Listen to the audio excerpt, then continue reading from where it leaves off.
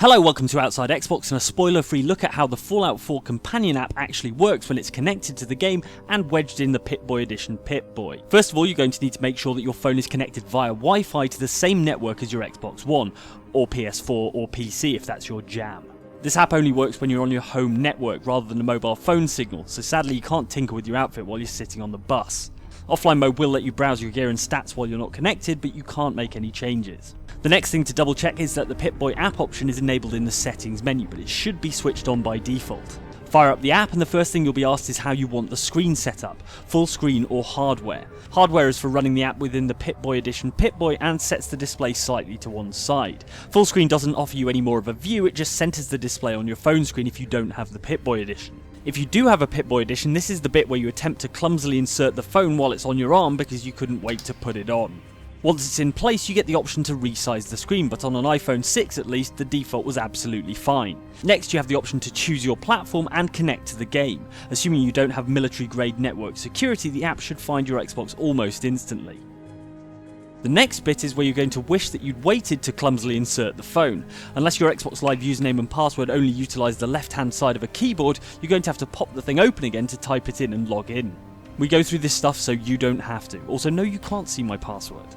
Of course, at this point in the game, you don't have your Pip-Boy yet, but that's cool. You can get it all connected up ahead of time. Eventually, you'll get to a point in the game where you can grab a Pip-Boy from this science skelly and pop it on your in-game wrist.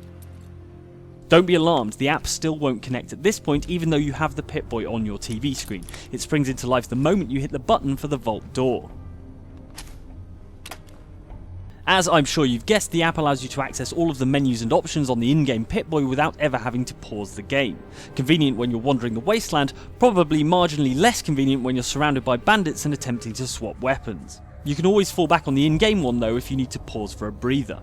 One thing that can be handy in a pinch is the fact that the shortcuts for Stimpak and Radaway are both touch buttons on the main status screen. The screen you'll probably want to leave on as you're exploring is the map screen. It's much easier than fiddling with the in-game one every time you want to check your heading, and the app updates absolutely in real time, even if you're spinning wildly in a circle. If you fancy a bit of music as you explore, you can switch between radio stations from your wrist as well.